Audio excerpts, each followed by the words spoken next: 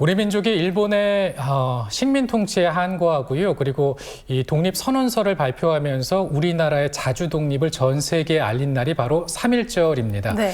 그런데 3.1절이 국경일로 지정된 것이 대한민국 임시정부 시절부터였다고 하더라고요. 네, 맞습니다. 그만큼 우리나라 독립의 역사에 의미 있는 날이라는 뜻일 텐데요. 네. 1919년 3월 1일을 시작으로 전국 각지로 퍼져나간 만세운동.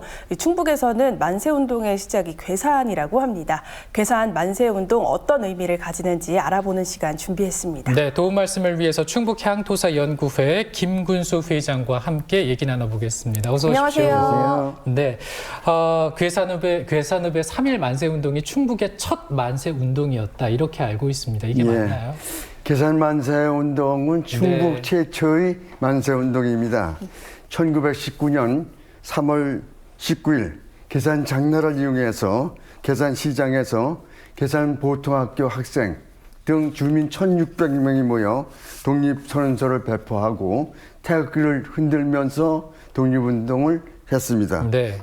이어서 3월 24일에도 2,000명이 참여했고 3월 29일에는 1,500명이 참여했으며 마지막으로다가 4월 4일에는 네. 200명이 독립운동에 참여했습니다. 네, 이 만세운동을 주도한 분이 우리가 아주 잘 알고 있는 분이라고 합니다. 임꺽정 소설하면 떠오르는 바로 그분이라고요.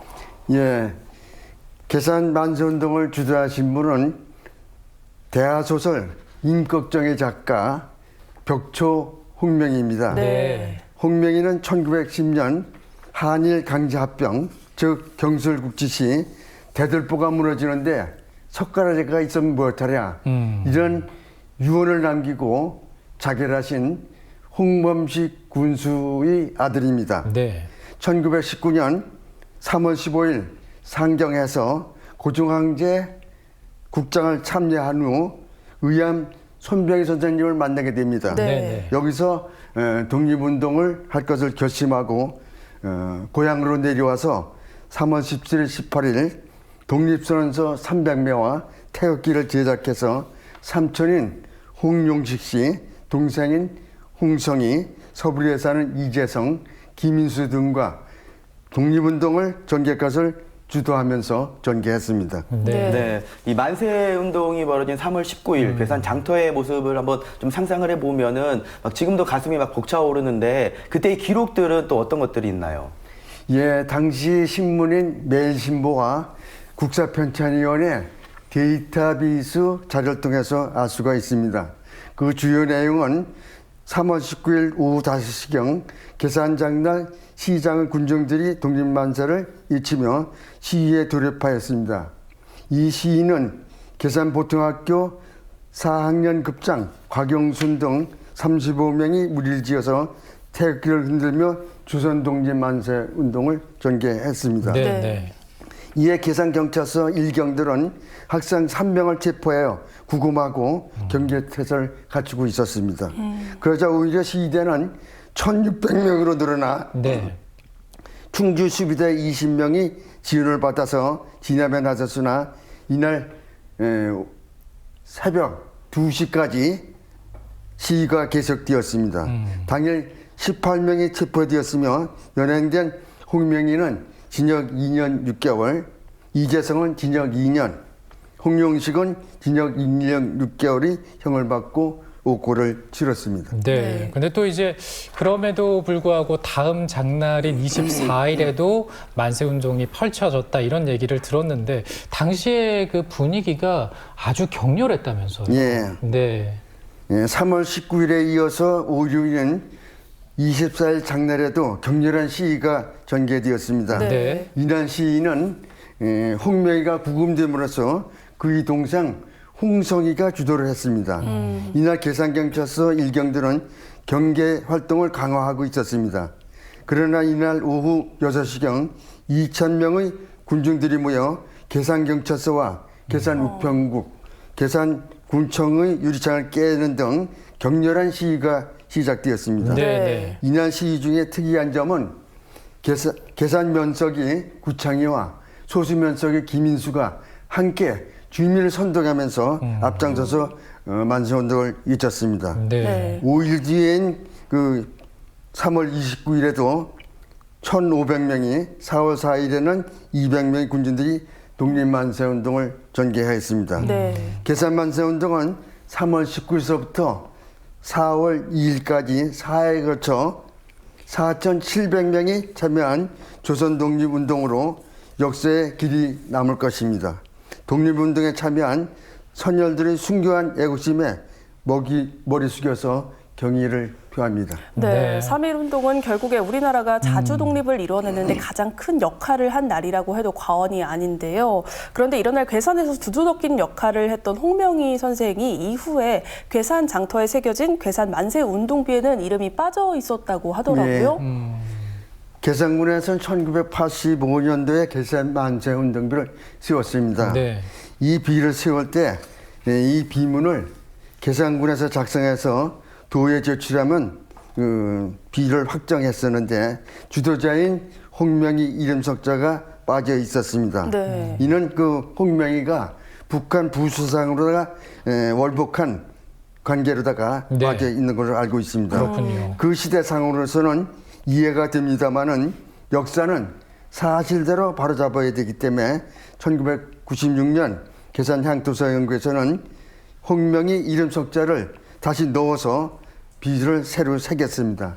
주변에서는 아주 잘했다고 네. 이렇게 얘기를 합니다. 그렇군요. 네. 네. 그리고 이 독립선언서에 민족 대표로 서명을 한 33분 중에 괴산 출신이 있다라고 들었는데 사실인가요? 예, 우단 권동진 선생님이십니다. 네. 선생님은 3.1운동 민족대표 33인 중의 한 분으로서 계산군 소순면 아성리 안심마을에서 1861년에 태어나서 1947년 3월 9일 광복을 보지 못하고 87세의 일기로 서거하는 그 민족의 지도자였습니다. 네. 네. 예, 그가 남긴 독립운동 족적은 3.1운동에 이어서 60만세운동, 신간의 운동, 광주 학생운동에 이르기까지 광범위하고 아주 지대하였습니다. 네. 선장은 87년 동안 일제에 맞선 고난의 삶을 살아오셨습니다. 특히 의암 손병 선생을 만나서 20여 년을 동갑 나이인데도 스승으로 모시면서 독립운동의 뜻을 같이 하셨습니다. 네. 3.1운동 당시 환갑의 나이에 3년의 옥고를 치른 바 있습니다. 선생님의 묘소는 당초 계산군 소수면 아성리에 있었으나 1996년 광복회 주관하다가 서울에 있는 국립현충으로 이장을 하였습니다. 네. 스토리를 말씀해 주셨는데 그러면 이제 괴산에서 권동진 선생을 기리기 위한 활동들 지금 계속 이어지고 있습니까? 어떻습니까? 예.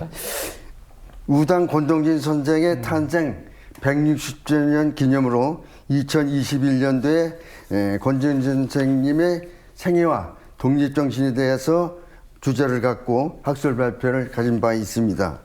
제가 그 발표를 준비하면서 권동진 선생 명의 임야와 당초 묘소 자리를 발견한 것이 조그마한 성과라고 생각됩니다. 네. 안타까운 것은 고향에서 아직까지 권동진 선생 선양 사업이 추진되지 못하고 있는 점이 아주 아쉬운데 향후 같이 권동진 기념사업회를 구성해서 생가 찾기, 또 생가 복원, 기존 묘역 재정비, 동상 건립 등 다양한 선양 사업이 이루어지기를 소망하고 있습니다. 네, 정말 그렇게 됐으면 좋겠습니다. 정말 오늘 시간이 좀 이제 많이 부족하기 때문에 마지막 질문을 좀 드리겠습니다.